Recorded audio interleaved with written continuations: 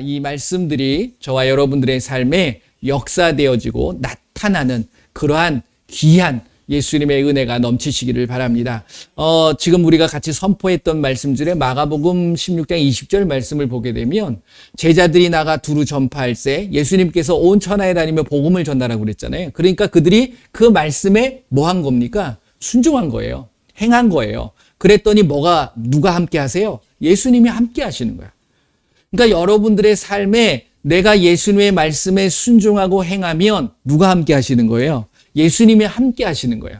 그래서 예수님이 함께 하시는 삶이 뭐예요? 기적의 삶인 거예요. 그러니까 그 나타나는 표적으로 그래서 그 말씀이신 예수님을 확실하게 내가 체험할 수 있는 거고 많은 사람들에게 믿는 자나 믿지 않는 자들에게 동일하게 그들에게 그 예수님의 말씀들을 확실하게 전할 수 있다라는 거죠. 우리가 말씀에 대한 소중함과 말씀의 우선순위를 두는 것, 이것의 훈련이 저와 여러분들에게는 정말 필요합니다. 이게 안 되면, 말씀을 소중하게 여기지 않으면 말씀 외에 다른 것들을 내가 봐요, 안 봐요? 보게 돼 있다는 거예요. 그 영향을 받을 수밖에 없다라는 겁니다. 그래서 예수님이 오셔가지고서 말씀하신 게 무엇냐면 마가복음 7장 말씀을 보게 되면 예수님께서 이사야서 말씀을 인용하시면서 29장 10절서부터 13절 말씀, 13절 말씀을 인용하시는 거죠. 결국 너희들이 입술로만 나를 공경하고 마음은 내게서 멀다.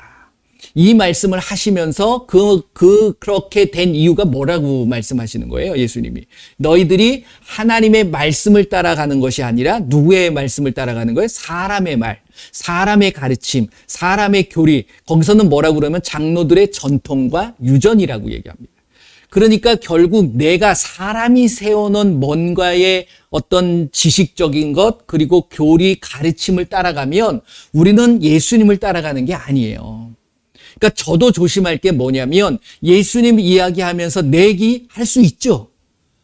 그렇잖아요. 사람들은 그렇습니다. 그런데 그러기 때문에 우리는 무엇을만을 전해야 되냐면 말씀을 전해야 돼. 근데 여기서 조심해야 될 게 하나 있습니다. 말씀을 전하는데 이 말씀을 알다 보면 내가 의도한, 내가 하고 싶은 말을 말씀을 가지고 마칠 수 있는 모습이 나타날까요? 안 나타날까요? 나타날 수 있어요. 그렇기 때문에 그 구절을 보는 게 아니라 전체를 보셔야 된다. 요즘 많은 사람들이 저한테 제가 지난주에도 뭐에 대한 말씀을 드렸어요? 방언에 대한 말씀을 드렸어요. 그래서 방언에 두 종류가 있다. 근데 결국은 언어예요, 그거.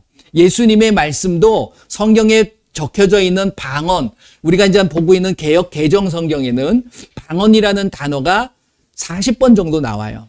근데 구약에는 얼마 안 나오고요. 그거는 다 제가 뭐라고 그랬죠? 사투리, 언어. 그러니까 무슨 아람 언어, 그다음에 뭐 가나안 언어 이런 의미였고 그런 의미로 이제 방언 씁니다. 그래서 그 단어 자체가 뭘 의미하는 거예요? 언어를 의미하는 거예요. 그러니까 고린도전서 12장에 나오는 성령의 은사의 방언도 성령께서 우리에게 뭘 주시는 거예요? 성령께서 언어를 주신다는 거예요. 어떤 언어? 외국어. 그러니까 우리가 알지 못하는 다른 나라 말을 할 수 있다라는 거예요. 이게 처음의 모습이 성령이 오셔서 역사하셨던 그 모습, 그게 사도행전 2장 4절에 나오는 성령이 말하게 하심을 따라 각종 언어로 이야기하더라. 이 언어와 똑같다는 거예요. 방언이라는 의미가. 그러니까 방언은 크게 보면 언어인데 어떤 언어가 있느냐? 성령께서 역사하는 언어가 있고 그 다음에 내가 하나님과 하는 언어가 있다라는 거예요. 두 가지가 있는 거예요. 그런데 이 고린도전서 14장에 나오는 이 말을 가지고 시각이 다른 거야. 어떤 한 부류는 이것이 왜 그러냐면 제가 이제 그 말씀을 좀 드리겠습니다. 고린도라는 교회, 그 고린도 교회가 있는 지역이 어느 지역이냐면 이 세계 지도를 보게 되면 이탈리아가 있고 로마가, 그러니까 그리스가 있습니다. 그리스 쪽으로 쭉 내려가 보면 맨 끝쪽에 에게해가 있어요. 그 에게해 맞은편, 그러니까 지도를 보게 되면 왼편에 고린도라는 지역이 있는 거예요. 그러니까 항구 도시입니다. 그러니까 항구 도시고 뭐 지금의 항구 도시도 뭐 많은 사람들이 오고 또 이제 배를 가지고서 많은 다른 나라 사람들도 오게 돼 있잖아요. 특히 이제 이때는 그리스, 로마가 어떻게 보면은 전 세계의 중심적인 어떤 모습이었기 때문에 그쪽으로들 많이 오겠죠. 다양한 사람들이. 그러다 보니까 그 고린도 교회가 만들어졌을 때에 많은 영향들을 받게 돼 있는 거예요. 각종 전 세계의 사람들이 오다 보니까 그들의 갖고 있는 문화, 그들의 갖고 있는 습성들을 알게 모르게 서로 막 혼합이 될 수밖에 없잖아요. 그러니까 이게 예수님을 믿는데 자기가 믿고 있었던 어떤 신앙적인 모습들, 다른 신을 믿고 있었던 모습으로 예수님을 끌어들일 수 있는 모습들도 갖게 되어져 있다는 거죠. 우리나라의 어떤 예수님을 믿는 모습을 가만히 보게 되면 동양적인 사고들이 굉장히 많습니다. 불교, 유교적인 것들이 할 수 없어요. 그런데 이제 우리가 찾아가는 것이 중요하잖아요. 그러다 보니까 굉장히 혼란스럽고 어지러운 상황이었다는 것은 분명합니다. 그러니까 거기에 각종 많은 언어들, 외국어들이 있었을 거 아니에요. 그러니까 예배를 드릴 때에 이게 이제 각종 언어들, 외국어들이 많이 나오는데 우리가 예수님을 믿는 사람들은 주로 무슨 언어를 씁니까? 히브리어나 헬라어를 쓰니까 많은 사람들이 못 알아듣게 될 수밖에 없죠. 그러니까 이제 그런 언어들에 대한 부분들을 고린도전서 14장 말씀을 보게 되면 뭐 12장에도 나오지만 방언을 할 때에 뭐가 따라가게 돼 있어요? 통역이라는, 통변이라는 것을 이야기를 하고 있는 겁니다. 이거는 언어기 때문에 당연히 통변이라는 것이 따라갈 수밖에 없는 거예요. 그래서 고린도전서 14장에 통변하는 것을 이야기하고 있는 거야. 왜? 예배 시간에 많은 외국인들이 앉아 있는데 못 알아듣는 말을 하고 있다 그러면, 못 알아듣는 외국어를 하고 있다 그러면 그 사람들이 예배가 집중이 될 수 있을까요? 제가 여기 앉아 있는데 제가 방언으로 와리아라바라리가라바서라바레리 그러고 있다 그러면 여러분들 제가 뭐 하고 있는 거야? 미쳤다 그러지 않아요? 그러니까 바울도 그 얘기를 하는 거예요. 그러기 때문에 뭐 하라? 통역하라. 라는 이야기를 하는 거고 두 가지가 이제 같이 있는 거죠. 근데 이제 많은 사람들이 방언에 대한 것을 부정적으로 생각하는 사람들은 그 부분만 바라보는 거예요. 그렇잖아요. 그런데 뭐가 또 있다고요? 외국어 방언도 있지만 하나님하고 기도하는 영의 기도에 대한 이걸 인정을 안 하는 거예요. 사람들이. 근데 고린도전서 14장 말씀을 가지고서 부정적인 이야기들은 다 하면서 왜 긍정적으로 바울이 이야기하고 있는 것은 왜 빼냐 이거야. 그렇잖아요. 한번 보세요. 고린도전서 14장. 제가 이제 이 방언에 대해서 요즘 많은 분들이 이러한 부분들에 대해서 잘 개념을 갖고 있지를 못하다 보니까 그런 어려움들을 갖고 계시고 거기에 대해서 질문을 많이 하시는 분들이 계셔. 이게 굉장히 중요한 부분입니다. 왜? 기도라는 건 내가 하나님의 말씀대로 살아가고 하나님이 거룩하시기 때문에 우리의 믿는 사람들이 거룩한 삶을 살아야 되거든요. 그 거룩의 삶을 살기 위해서 필요한 것이 그 거룩을 이루어가는 건 두 가지밖에 없어요. 딴 게 없습니다. 이 두 가지를 잃어버리게 되면 도저히 하나님을 알 수도 없고 내가 거룩의 삶, 즉 믿는 자로서의 삶을 살아갈 수가 없어요. 그게 뭐예요? 말씀과 기도예요.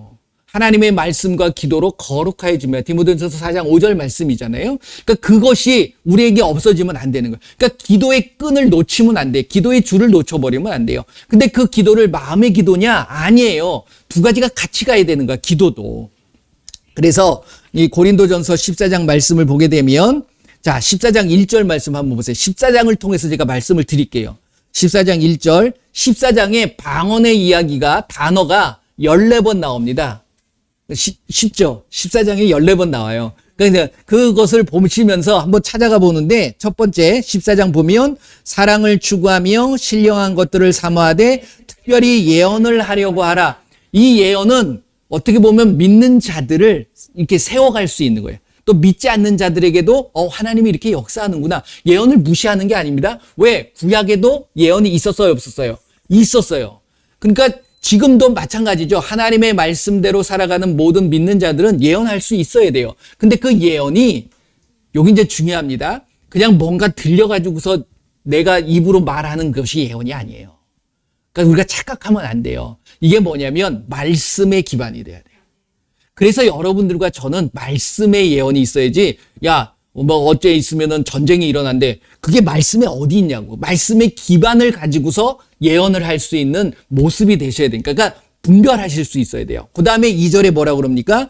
방언을 말하는 자는 사람에게 하지 아니하고 하나님께 하나니 이는 알아듣는 자가 없고 영으로 비밀을 말함이라. 이게 이제 언어적인 부분입니다. 그러니까 언어로 이야기할 수 있어요. 그런데 포인트, 여러분들이 하나 잊지 말아야 될 게 있습니다. 이 방언을 바울이 하라고 하나요?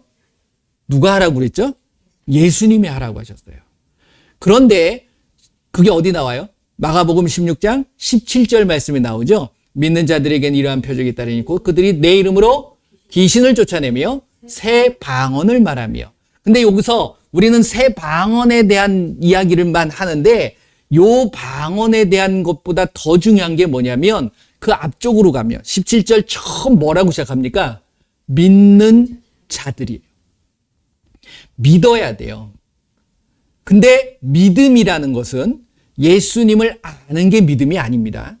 근데 많은 사람들이 예수님을 알고 있다고 해서 믿고 있다라고 착각하는 경우가 있어요. 예수님을 온전하게, 아까 제가 잠깐 마가복음 7장 말씀을 드렸잖아요. 그때에 바리새인 서기관 그 시대의 많은 지도자들 그리고 예수님을 따라오는 많은 자들이 있었습니다. 그들이 예수님을 믿었을까요? 안 믿었어요. 그러니까 그들이 너희들이 입으로만 나를 공경하고 마음은 내게서 멀도다 라는 말씀을 하시는 거예요. 그렇게 만든 게 뭐예요? 결국 지식적인 믿음인 거예요. 그러니까 우리가 믿음이라는 건 완전하게 온전하게 그 예수님을 알고 믿어야 되는 거예요. 온전하게. 그래서 그 예수님을 믿는다라는 건 구체적으로 뭘 믿는다고 그랬죠, 제가? 예수님의 이름을 믿는 겁니다. 그렇기 때문에 믿는 자들에겐 이러한 표적이 따르리니 그들이 곧 누구의 이름으로? 내 이름으로가 나오는 거예요. 그러니까 이 두 가지를 확실하게 갖고 있어야지만이 비로소 귀신을 쫓아낼 수 있고 뭘 할 수 있어요? 방언을 할 수 있는 거예요. 그럼 예수님이 이게 외국어다. 그렇다 그러면 예수님께서 너희들이 믿는 자들이 내 이름을 가지고 외국어 해라. 이렇게 하나요? 그럼 외국어 못하는 사람들은 예수님 못 믿는 사람들이에요? 여러분들 영어 잘하시나요? 여러분들 포르투갈어 잘하세요? 그러면 여러분들은 다 믿지 않는 사람들이야. 그런 의미로 받아들이면 안 돼요. 그러니까 우리가 전체적인 말씀을 봐야지 한 부분만 꽂혀가지고 지금 방언하라는 거예요? 하지 말라는 거예요. 그 다음에 이제 사람들이 뭐라고 그러냐면 3절 4절 보게 되면 그러나 예언하는 자는 사람에게 말하여 덕을 세우며 권면하여 위로하는 것이요 방언을 말하는 자기의 덕을 세우고 예언하는 자는 교회의 덕을 세우네. 당연합니다. 방언이라는 것은 누구를 알아가는 거냐면 예수님을 알아가는 거예요. 영의 비밀을 알아가는 거니까. 영의 비밀이 뭐라고 그랬어요? 누구라고 그랬어요? 예수님이라고 그랬어요.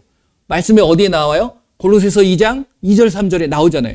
그러니까 이게 말씀이 바탕이 안 되면 뭐가 뭔지를 모르는 거예요. 여러분들 말씀대로 풀어가셔야 됩니다. 누구 사람의 말을 들어서는 안 돼요. 그 다음에 쭉 이야기하게 되면 5절 나는 너희가 다 방언 말하기를 원하나.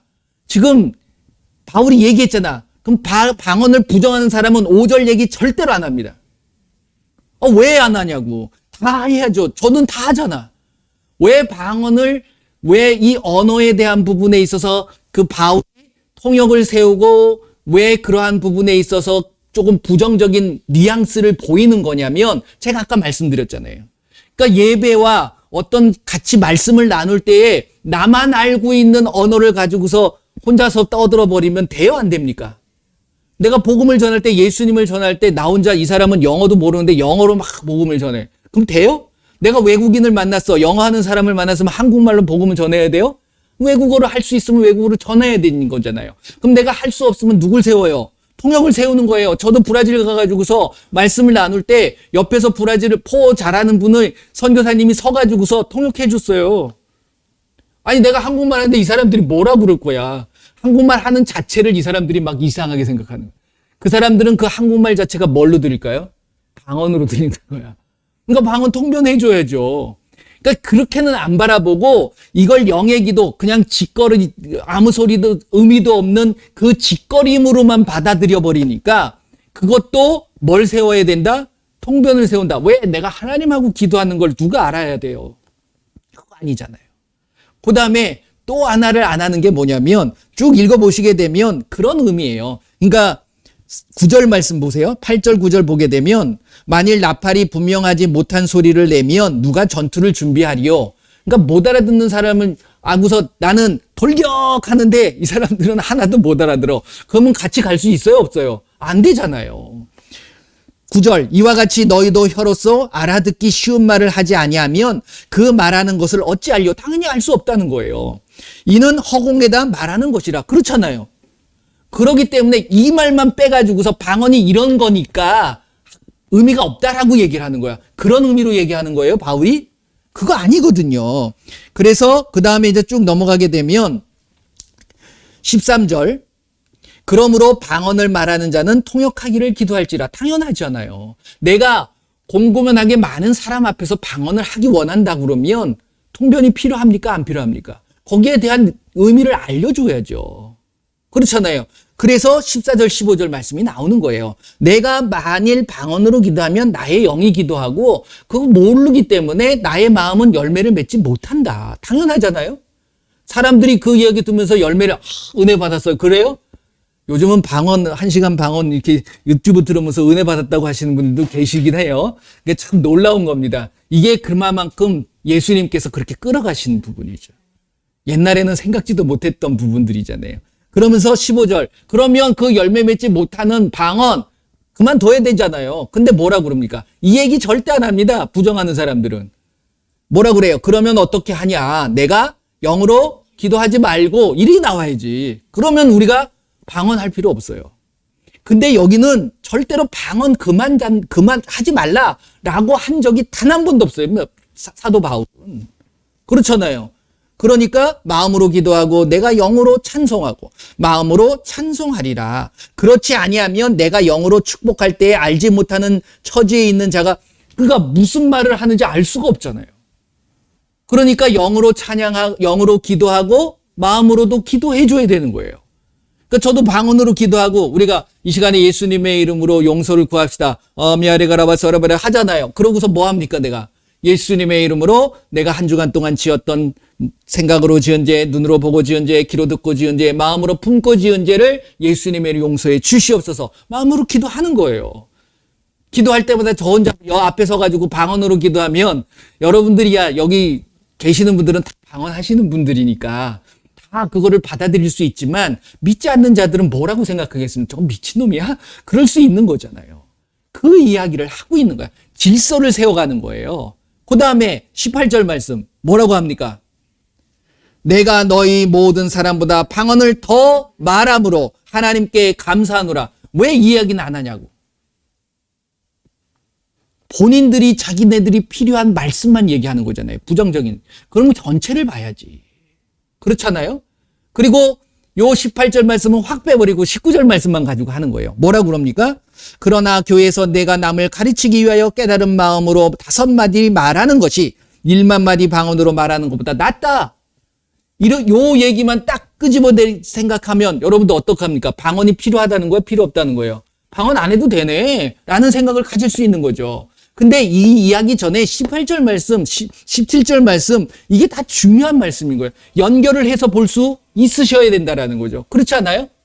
그래서 제가 말씀을 보실 때 제가 특별한 구절을 말씀을 드리지만 제가 늘 말씀드리는 거 있죠. 뭐라고 그러죠? 앞뒤 구절을 꼭 읽어보시라. 그래야지만이 더 분명해진다라는 말씀을 제가 드리는 이유가 그겁니다. 왜? 그것만 보게 되면 내가 주장하는 내가 이야기하고 싶은 이야기를 내가 필요에 따라서 해버리는 경우도 생길 수 있다는 거예요. 이해가 되십니까? 그리고 39절 40절 말씀 보세요. 이 말씀도 마찬가지입니다. 그러니까 보게 되면 다 여러분들이 읽어보시게 되면 충분히 이해돼요. 14절을 띄엄띄엄 읽지 마세요. 1절서부터 40절까지 그냥 읽으셔야 돼요. 그래서 그대로 받아들일 수 있으셔야 된다는 거예요. 할렐루야. 네. 자, 39절 40절 말씀 보면 이렇게 됩니다. 그런즉 내 형제들아 예언하기를 사모하며 방언 말하기를 분명히 얘기하잖아요. 근데 이 이야기 안 합니다. 바울이 언제 방언을 금했냐고. 그러면서 바울은 방언에 대한 안 좋은 이야기를 했다. 책망하고 있는 거다. 아니 책망하고 있는 거 맞아요. 그렇게 네 혼자서 떠들 거면 하지 말아라. 이런 의미도 분명히 있다는 거죠. 하지 말라라고 한 건 아니에요. 늘 알 수 있게 만들어라. 근데 그걸 안 하게 되면 그거는 아까 말씀드린 것처럼 깨닫는 말 5마디가 오히려 더 낫다라는 이야기를 하고 있는 거예요. 이해되십니까? 그리고 가장 중요한 것 40절 모든 것을 품위 있게 하고 질서 있게 하라. 이것도 굉장히 소중한 겁니다. 또 방언만 또 강조하는 사람들은 이건 또 아랑곳 안 해요. 자기 혼자서 예수님하고 통하는 거니까 남이 아랑곳 하고 그 사람들이 싫어하는 것도 모르고 혼자서 막 하시는 분도 계세요. 그것은 품위가 있는 건 아니잖아요. 그러니까 우리가 믿는 자들은 뭔가 많은 사람들에게 빛과 소금의 역할을 한다는 것은 다른 사람들에게 본이 되는 겁니까? 본이 안 되는 겁니까? 여러분도 어떻게 생각하세요? 세상의 빛이 되어야, 세상의 소금이 되어라는 것은 다른 사람들을 아랑곳하지 않고 내가 독불장구처럼 가라는 거예요? 아니잖아요. 본이 되고 모범이 돼야 된다는 겁니다. 그러니까 믿는 자들은 어디든지 선한 영향력을 끼칠 수 있어야 돼요. 그렇지 않나요? 예수님의 삶을 한번 보세요. 예수님이 누구에게 민폐 끼치신 거 있어요? 없잖아요. 근데 여러분들 한번 생각해 보세요. 믿는 자들은 지금 세상에 민폐가 됩니까? 안 됩니까? 그 손가락질 받고 있잖아요. 그게 결국은 말씀의 미지라고 저는 생각합니다. 말씀을 정확히 아셔야 돼요. 그래서 아까 말씀드린 것처럼 새 방언, 그것이 결국은 예수님이 의미하는 바가 결국 고린도전서 14장에 바울이 의미하는 고린도전서를 통해서 다 이야기하는, 그러니까 은사적인 것과, 그러니까 그거는 언어적인 것, 그리고 하나님과 통하는 기도에 대한 부분을 다 이야기하고 계시네요. 근데 그 부분은 가장 더 중요한 게 무엇이냐면 누가? 믿는 자가.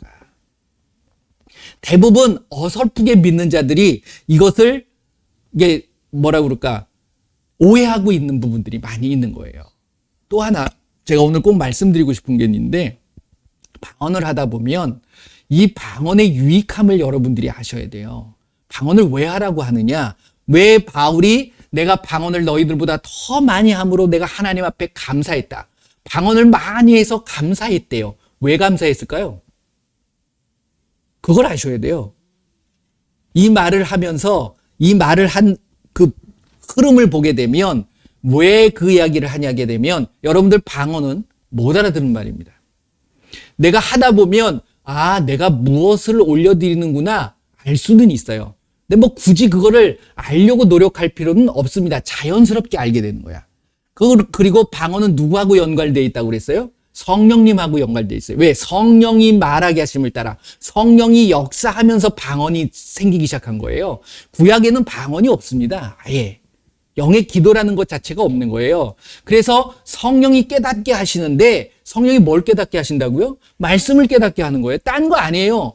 엉뚱한 걸 따라가게 되면 우리는 엄한 소리 합니다. 성령님께서 나한테 이렇게 말씀하셨다고. 그러면서 예언이라고 얘기하시는 분. 그거 말씀에 비춰보셔야 돼요. 그렇지 않으면 내 생각이 될 수가 있고 내 계획이 될 수가 있어요. 그렇기 때문에 방언을 통해서 뭘 하는 거냐면 내 생각과 내 계획을 어떻게 한다? 없애는 거예요. 왜 그러냐면 여러분들 방언 처음 시작하게 되면 별 생각이 다 들죠. 못 알아듣는 소리 하니까 별 잡념이 다 생깁니다. 이거 어떻게 할까? 이거 방언기도 끝나면 어떻게 하지? 배고픈데 뭘 먹을까? 별의별 생각이 다 나요. 그런데 이것을 내가 넘어가야 되는 거예요. 그 잡념을 없애는 거야. 잡념이라는 거는 누구 생각이죠? 내 생각이에요. 그러니까 내 생각, 내 계획, 내 무언가, 나의 모든 것들을 죽이는 훈련이 뭐다? 방언인 거예요.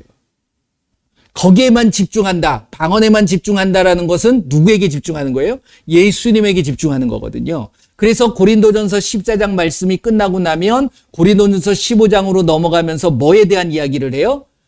예수님이 부활하셨다. 죽음을 이기시고 부활하셨다라는 것을 얘기를 합니다. 바울이 그 이야기를 하는 거예요. 아니, 방언 얘기하다가 갑자기 부활에 대한 얘기를 해. 예수님이 죽었다가 살아나셨다고. 그러면서 그 초점이 뭐죠? 나의 뭘 살리기 위해서?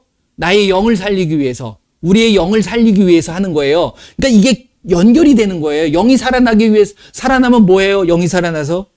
둥둥 떠다니나요? 전에는 가만히 있다가 그게 아니라 하나님하고 영적인 교통을 하게 되는 거야. 이게 뭐예요? 영의 기도잖아요. 그걸 통해서 바울이 고백한 게 뭐예요? 나는 보세요. 15장 넘어갔으니까 31절 보세요. 15장 31절 같이 읽어봅니다. 형제들아 내가 그리스도 예수 우리 주 안에서 가진 바 너희에 대한 나의 자랑을 두고 단언하노니 나는 할렐루야.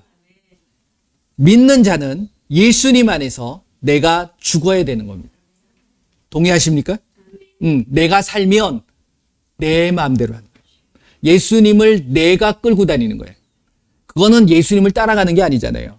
우리는 예수님을 따라가야 돼요. 예수님이 항상 앞서야지 내가 앞서면 안 되는 겁니다. 그러니까 내가 죽어야 되는 거예요. 내가 죽는 훈련이 뭐냐면 방언이에요. 못 알아듣는 말 내가 계속 하면서 그래 내 모든 생각을 내려놓는 거야. 그럴 때 비로소 그 영의 비밀을 알게 되는 거예요. 영의 비밀이 누구라는 거예요? 예수님이에요. 그 예수님을 알게 되는 거예요. 아, 예수님이 내가 죽고 나니까 예수님 살아나셨구나. 그러니까 내가 예수님과 함께 살 수 있는 거구나. 그걸 알게 되는 거예요. 할렐루야. 여러분들 죽으시길 바랍니다. 그 죽는 훈련이 방언이에요. 근데 방언 안 하면 뭐 하겠다는 거예요? 내가 살겠다는 거지. 사세요, 그럼. 예수님이 그 이야기를 하시는 거예요. 내 이름으로 넌 죽어라. 그래야지만이, 보세요. 귀신을 쫓아내고 새 방언을 말하고 다시 이야기하면 나에게 역사하고 있는 모든 틈들을 막아버리고 나를 죽이고 그랬을 때 뱀을 집어올릴 수 있는 거예요. 무슨 독을 마실지라도 예수님이 보호해 주시는 거예요. 그럴 때에 병든 사람에게 손을 얹게 되면 내 생각으로 얹나요?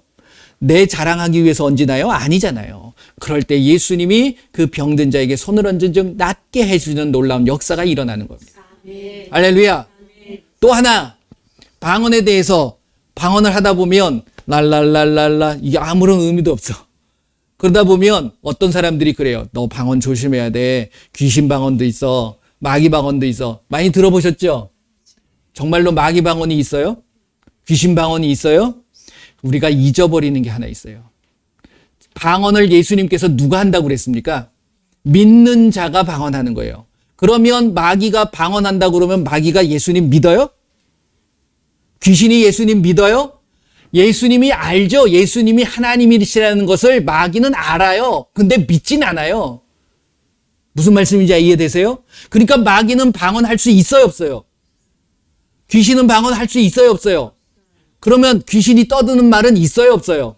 있어요. 이걸 방언이라고 얘기하는 거예요. 그러니까 방언에 대한 개념을 확실히 모르니까 방언은 하나님께 믿는 자가 기도하는 거예요.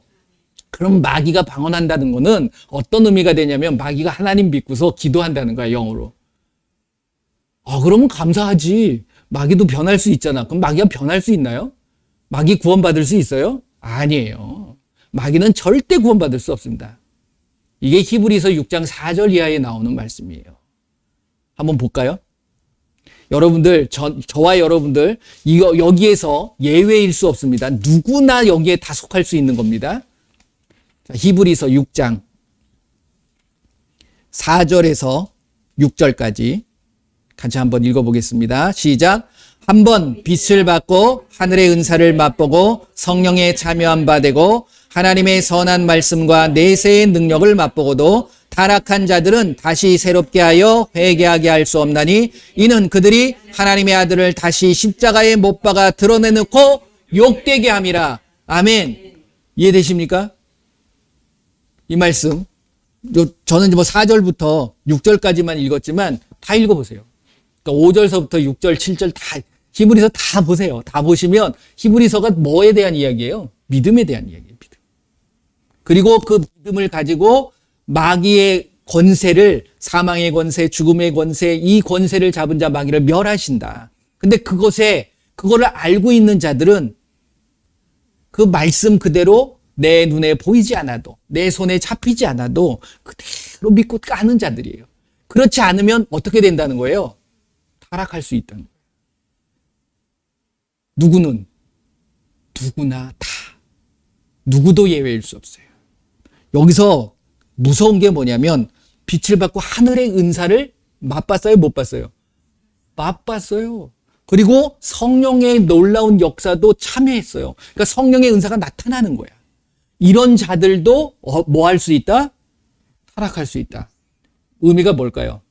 이게 이제 5장을 보게 되면 26장이잖아요. 5장을 보게 되면 장성한 자와 젖먹이에 대한 부분이 마지막 절 12절서부터 14절에 나와요. 그렇잖아요. 이게 연결이 되는 거예요, 결국은. 그러니까 결국 뭘 경험하지 못한 자? 의의 말씀을 경험하지 못한 자, 선악을 분별하지 못하게 되는 거예요. 그러니까 대부분 보게 되면 은사를 맛보고 성령에 참여한 놀라운 역사가 일어나는 것이 말씀을 처음 몰랐을 때에도 하나님께서 부어주실 때가 있어요. 그렇죠. 그 대표적인 인물이 누구냐면 바울이에요. 바울이 뭐 하나님을 알았나요? 말씀은 알아도 엉뚱한 걸 알았거든. 근데 예수님을 만났거든. 그 이후에 깨져가지고 성령의 가르침을 받아서 말씀에 대한 부분이 열린 거거든요. 또 하나가 있죠. 용 반대로 정말 자기가 있는데 결국 자기의 본인의 생각과 자기의 본인의 계획을 내려놓지 못했기 때문에 결국 뭐가 됐어요? 타락해버리는. 그게 누굽니까? 가룟 유다예요. 그러니까 여러분들은 선택하셔야 돼요. 내가 바울이 될 건가? 가룟 유다가 될 건가? 선택은 누가 하셔야 돼요? 여러분들이 하셔야 돼요. 본인이 하는 거예요.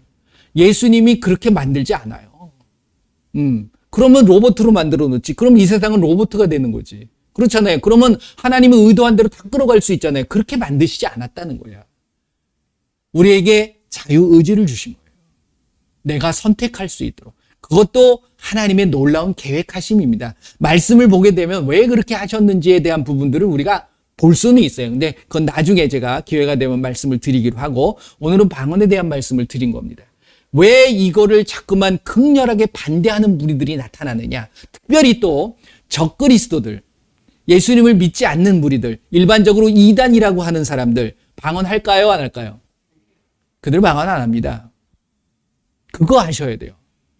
그런데 방언 비슷한 걸 해요. 그게 뭐냐면 그들의 주문이죠. 불교 가게 되면 막 뭐라 그러잖아요. 그거 가만히 들어보세요. 뭐예요 그거? 방언 같잖아요. 그 방언이에요? 방언 아니에요. 그들의 주문이잖아. 그들의 종교의식을 따라서 하는 주문입니다. 특별히 저는 브라질 가가지고서 거긴 뭐 포르투갈어 자체가 저는 방언이니까 그렇잖아요. 그런데 거기는 무시무시한 적그리스도의 세력들이 있습니다. 뭐냐면 사탄을 믿는, 루시퍼를 대놓고 믿는 그런 종교가 있어요. 모임들이죠. 종교라기보다는 모임인데 그들이 우리가 교회에서 모임을 갖고 뭐 이렇게 예배 드리게 되면 그들이 찾아옵니다. 찾아와서 그럼 교회를 축복할까요?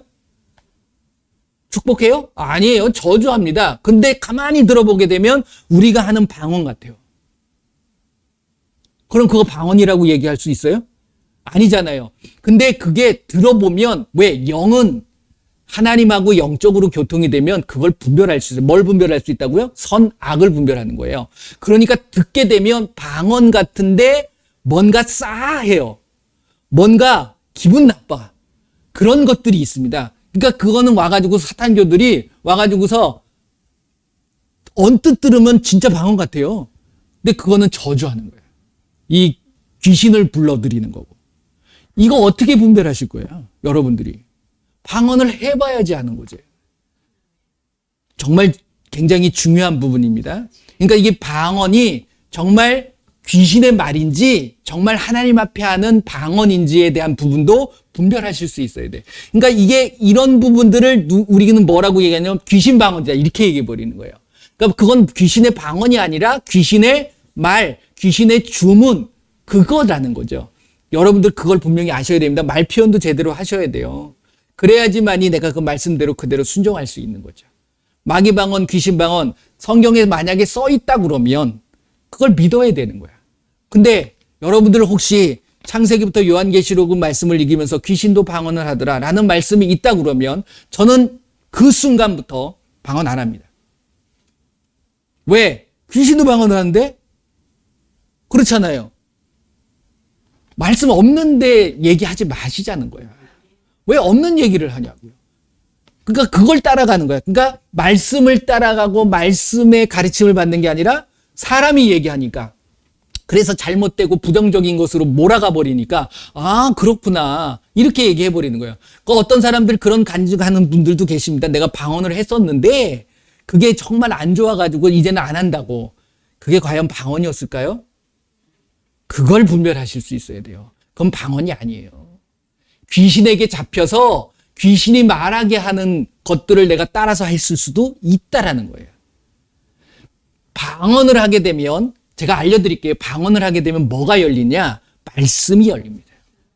그걸 아셔야 돼요. 근데 이 방언을 하면서 말씀을 보는데 굉장히 졸려. 그러면 여러분들 쫓아내야 돼요. 누구를? 귀신을 쫓아내야 돼요. 그래서 방언할 때마다 제가 맨 처음에 하라고 말씀드리는 거 있죠. 뭐라 그래요? 예수님의 이름으로 내가 이 기도할 때에 기도를 방해하는 악하고 더러운 귀신은 떠나갈 치여다. 이거 꼭 기도하셔야 돼요. 틈탑니다. 당연히 못하도록 잡념이 생기게 만들고 그렇잖아요. 그래서 그걸 뛰어넘을 수 있어야 돼요. 그래서 시간을 처음에는 많이 하실 수 있도록 좋은 거예요. 네. 그래서 영의 기도는 방언은 몇 시간 한다고요? 하루 종일 하셔야 돼요. 24시간 하는 겁니다. 쉬지 말고 기도하라고 그랬잖아요. 그러니까 방언으로 기도하시는 거야. 계속 영은 잠자지 않는다고 그랬잖아요. 이해가 되십니까? 그러니까 성령의 은사의 방언, 그 언어적인 것과 그 다음에 하나님께서 원하시는 영의 기도라는 방언이 있고, 방언은 결코 하나님께서 바울을 통해서 이야기하는 게 고린도 교회의 상황에 대해서 너희들이 좀 조심해야 될 부분들이 분명히 있다. 그 부분을 얘기하는 거예요. 그러면서 방언을 하지 말라고 한 적이 없잖아요. 만약에 바울이 만약에 방언하지 말아라. 너희는 쓸모없다. 그 방언은 정말 쓸모가 없는 거다라고 분명히 나와 있다라고 그러면 저와 여러분들은 해야 됩니까? 하지 말아야 됩니까? 하지 말아야죠. 근데 방언 금하지 말라고 그랬잖아요. 예수님도 심지어는 방언하라고 그랬잖아요. 그렇기 때문에 여러분들이 정확히 아셔야 되고, 마귀 방언, 귀신 방언 있다 없다? 없다. 네, 그 부분에 대해서 여러분들이 정확히 가지시고 그 방언, 예수님과 늘 교통하는 저와 여러분들이 되시기를 바랍니다. 네, 그래서 일주일 동안 열심히 하세요. 24시간 하세요. 네, 그래서 속으로 하셔도 되고, 나 혼자 있을 때는 나 혼자 하면 돼요. 그러니까 사람들이 많을 때는 뭘 가지고 하라고요? 품위와 질서 있게 하는 거예요. 방언도. 그렇기 때문에 남들 듣든 안 듣든 내가 좋아가지고 한다. 이거 아닙니다. 그건 안 좋은 거예요. 어딜 가도. 그러니까 그런 부분들을 늘 말씀에, 인도하는 대로 내가 순종하며 나가시는 저와 여러분들이 되시기를 바랍니다. 제가 잠깐 기도하겠습니다. 예수님 감사합니다. 예수님의 말씀이 나의 삶의 가장 우선순위가 되게 하시고 그 말씀이 이끄시는 대로 내가 순종하며 나아가기를 원합니다. 예수님과 더 깊은 대화를 나누게 하여 주옵소서. 어떤 사람이, 다른 사람들이 다른 가르침이 나에게 온다 할지라도 그것이 말씀에 있지 않는다면 우리는 말씀을 먼저 믿게 하여 주옵소서. 예수님이 말씀하신 대로 순종하며 나아갈 때 그 말씀의 권세가 나의 삶을 통해서 나타날 줄 믿습니다. 예수님의 이름으로 기도드립니다. 아멘. 오늘은 첫째 주기 때문에 성찬식을 하겠습니다. 혹시 지금 인터넷을 통해서 예배 드리시는 분이 제가 처음 예배 드릴 때 공지를 했지만 여러분들이 준비가 안 됐다 그러면 그냥 물 한 잔 놓고 아무 빵이라도 상관없습니다. 아니면 과자도 상관없어요. 그러니까 이것은 예수님께서 지키라, 기념하라고 하셨기 때문에 하는 모습이기 때문에 아무 것이 없어도 여러분들이 있는 것처럼 하시면 되는 거예요. 그래서 내 몸과 내 피를 먹고 마시라. 그 의미는 무엇이라고 그랬어요? 예수님이 나를 위해서 돌아가시고 부활하신 것을 기념하는 거예요. 죽음으로 끝난 거예요. 예수님이 죽으심으로 뭐가 된 겁니까? 우리의 죄를 위해서 죽으신 거예요. 그래서 내 죄가 만약에 살아나지 않으셨다면 아무 소용이 없는 거예요. 그래서 성찬을 기념하는 건 예수님이 죽음만을 기념하는 것이 아니라 뭐를 기념한다고요? 죽으셨다가 부활하심도 기념하는 거다. 그 의미는 뭐냐면 예수님의 몸이 내 안에 들어옴으로 내 몸이 누구의 몸이 되는 거예요? 예수님의 몸이 되는 거예요. 예수님이 건강하셨을까요? 아프셨을까요? 건강하신 분이에요. 아파서 돌아가신 분이 아니잖아요. 그 다음에 예수님의 피를 먹게 되면 내가 이제는 예수님과 혈연 관계가 되는 거예요. 결국은 같은 피. 그렇잖아요. 그렇기 때문에 예수님을 통해서 하나님을 내가 뭐라고 부를 수 있다고요? 아빠라고 부를 수 있는 거예요. 그러니까 하나님의 자녀가 되는 것. 여러분들 기쁩니까? 안 기쁩니까? 기쁘잖아요. 그렇기 때문에 성찬하면서 우울해하지 마세요. 예수님이 나를 위해서 돌아가신 것 슬프죠. 하지만 부활하셨기 때문에 우리는 기쁜 거야. 그래서 부활을 기념하면서 여러분들이 건강하도록 기도하시고, 그 다음에 예수님과 하나가 되어서 하나님의 자녀로서의 권세가 나의 삶을 통해서 나타나는 선포의 개념으로 여러분들이 하셨으면, 같이 참여해 주셨으면 좋겠습니다. 자, 먼저 예수님의 몸을 나누도록 하겠습니다. 자, 빵을 가지시고 여러분들 선포하세요. 예수님의 이름으로. 여러분들이 특별히 혹시 아까 예배를 드리기 전에 죄에 대한 고백도 했지만 또 생각이 나시면, 예수님, 나의 모든 죄들을 깨끗하게 하여 주시고 이제 예수님의 몸이 들어와서 내가 모든 죄가 사하여지고 예수님의 몸으로 살아가게 하여 주시옵소서. 우리 한번 다 같이 기도합니다. 예수님 감사합니다. 이 시간에 성찬, 예수님의 몸을 먹고 예수님의 피를 마실 때에 이것을 기념하라 하셨기에 예수님께서 이 시간 함께 하여 주셔서 이 몸을 먹고 피를 마실 때에, 잔을 들 때 예수님께서 함께하여 주셔서 나의 몸이 건강케 하여 주시고 내가 죄된 삶을 살아가지 않도록 붙잡아 주시옵소서. 내가 예수님의 이름으로 명하노니 이 예수님의 몸이 내 안에 들어와 건강한 몸이 될지어다. 건강하게 될지어다. 예수님의 이름으로 기도합니다. 아멘. 자, 드시길 바랍니다. 자, 잔을 나눠주시기 바랍니다.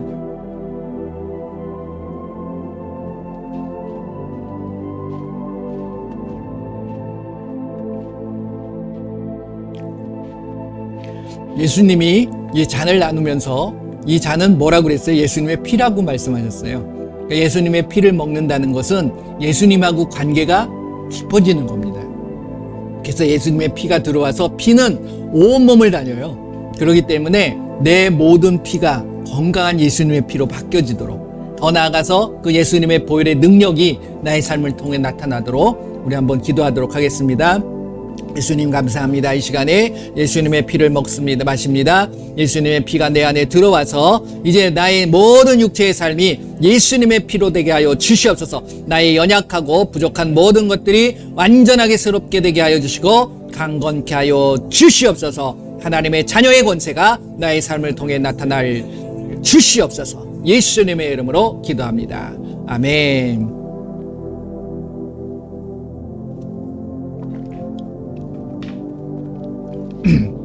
여러분들이 집에 계실 때 이거는 하고 싶을 때 언제든지 하시면 돼요. 저희는 이제 요 모임은 매월 첫째 주에 이렇게 제가 이제 하는데, 여러분들 하고 싶을 때 갑자기 이런 마음이 드신다 그러면 포도주스가 아니더라도 돼요. 그냥 이제 물 한 잔 놓고, 왜 물이 번에 포도주도 만드시는 분인데 포도주라고 생각하시면 되지.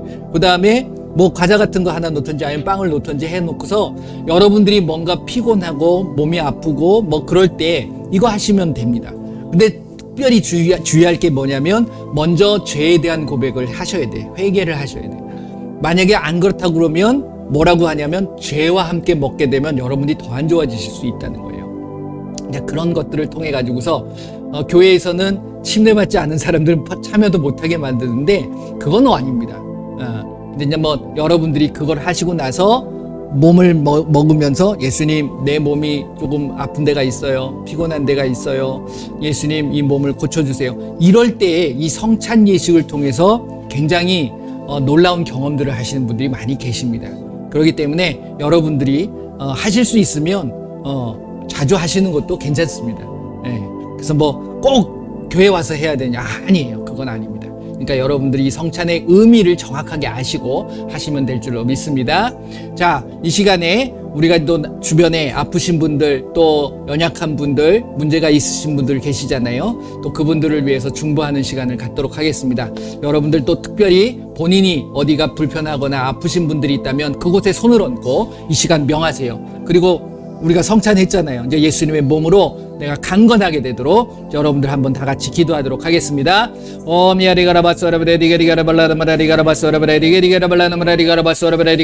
예수님의 이름으로 이 시간에 예수님께서 병든 사람에게 손을 얹은 즉 나으리라 말씀하신 것처럼 이 시간 예수님의 이름으로 모든 질병들이, 연약한 부분들이 깨끗하게 회복되어지고 치료되게 하여 주시옵소서. 내가 예수님의 이름으로 명하노니 모든 연약함과 질병은 예수님의 이름으로 깨끗하게 치료될 것, 정상으로 회복될 것. 우리를 붙잡고 있는 악하고 더러운 귀신들, 우리의 봄, 그리고 우리의 가정, 우리의 삶의 역사하는 악하고 더러운 귀신들은 예수님의 이름으로 묶임을 당하고 떠나갈 것. 예수님의 이름, 이 시간 모든 통증은 완전히 사라질 것. 모든 뼈와 모든 내장, 그리고 모든 정신적인 병, 그리고 모든 장기, 당뇨, 비만, 심장, 혈압, 힘줄, 근육, 눈, 잇몸, 치아, 그리고 모든 육신에 관련된 모든 연약함들이 이 시간 예수님의 이름으로 명하노니 강건하게 될 것,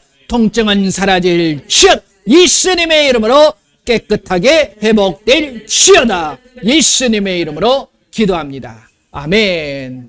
자, 기도하고는 늘 제가 점검해보라고, 살펴보라고 말씀드렸어요. 기도하시고서 아팠던 부분들을 한번 만져보시고 어떠신가 한번 살펴보시고, 할렐루야. 예수님께서 만져주신 줄 믿습니다. 치료해 주신 줄 믿습니다. 예. 근데 또 아파. 그러면 안 되네. 그러시면 안 된다고 그랬어요. 그건 내가 포기하는 거야. 예수님 믿는 자의 모습이 아닙니다. 열두 혈류증 앓았던 여인이 어떻게 했어요? 그 수많은 무리들을 헤집고 예수님의 옷자락만이라도 만지면 낫겠다는 어떤 걸 가진 거예요? 믿음을 가진 거예요. 그 믿음이 필요한 거예요. 믿지도 않고 기도하면 날까요, 안 날까요? 당연히 안 나죠. 그러니까 여러분들이 믿는 모습이 되셔야 돼요. 그러면 예수님은 분명히 고쳐주십니다. 할렐루야. 그 예수님께서 한 주간 동안의 삶도 여러분들과 함께 해주실 줄 믿습니다. 기도하겠습니다. 예수님 감사합니다. 이 시간도 귀한 은혜 내려주심을 감사를 드립니다. 말씀을 통해서 우리가 생각해야 될 것, 다른 것이 아니라 내가 여태까지 신앙해왔던 어떤 연조나 경험이 중요한 게 아니고 내가 알고 있는 어떤 지식이 중요한 것이 아닙니다. 오직 하나님의 말씀을 통하여 그 예수님이 나에게 말씀하시는 것이 무엇인가를 바로 분별할 수 있는 우리의 모습이 되게 하여 주시옵소서. 엉뚱한 것을 따라가지 않게 하여 주시고 오직 예수님만을 따라가고 그 예수님이 하신 말씀만이 내 생각에 기억나게 하여 주시옵소서. 이번 한 주간 동안의 삶의 말씀이 나를 끌어가 주시고 그 말씀이 주시는 복이 임하게 하시고 말씀의 은혜가 우리의 삶에 풍성하게 넘치게 하여 주시옵소서. 지금은 우리 주 예수 그리스도의 은혜와 우리 하나님의 크고 넓으신 사랑하심과 성령님의 인도 보호 함께 하심이 이제 말씀 그대로를 믿고 그 말씀 그대로 순종하기를 원하여 이제 예수님과 더 깊은 대화를 나누기를 다짐하는 귀한 하나님의 백성들 머리머리 위에 그들의 가정과 그들의 삶과 그들의 일터 위에 그리고 우리 조국 대한민국 위에 지금으로부터 영원토록 함께할 지어다. 아멘.